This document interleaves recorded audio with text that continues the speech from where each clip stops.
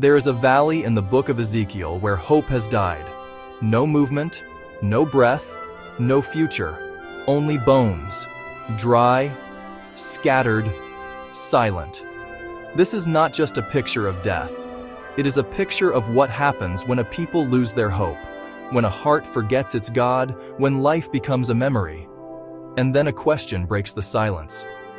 Son of man, can these bones live? The power that speaks to the impossible.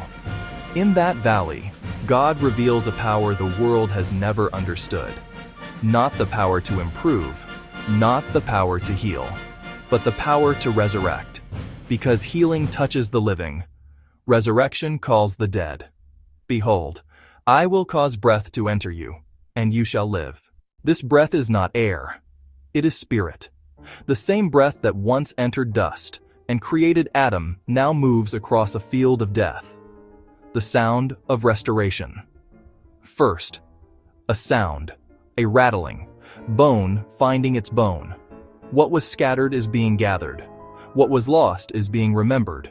God does not merely revive, He recreates. Flesh forms, skin covers, but still, there is no life. Because structure is not life. Systems are not life. Science can build structure, but only God gives breath. The breath of heaven. Then the command comes to the wind, "Come from the four winds, O breath, and breathe into these slain." And suddenly, the lifeless stand, an army, not repaired, reborn. This is resurrection power, the power that opens graves, the power that reverses decay, the power that turns endings into beginnings. A message to the hopeless. These bones are the whole house of Israel.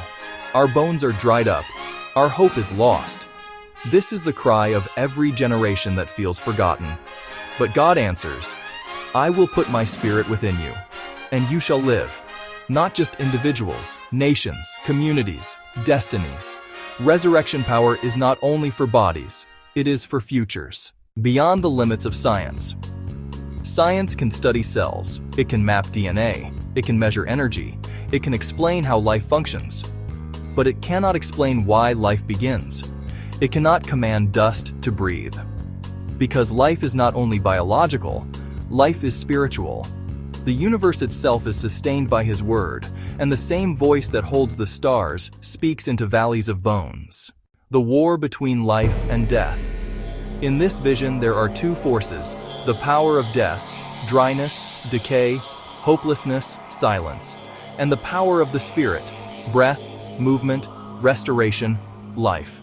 Death says, the spirit says, what this means for us. If you are standing in a valley tonight, surrounded by broken dreams, lost years, silent prayers, the question still echoes, can these bones live? And heaven still answers, I will cause breath to enter you, and you shall live. Because the same spirit that raised the dry bones, the same spirit that raised Jesus from the grave, now moves toward you. Resurrection power is not a story, it is a promise. Final reflection. This is the greatest power in the universe.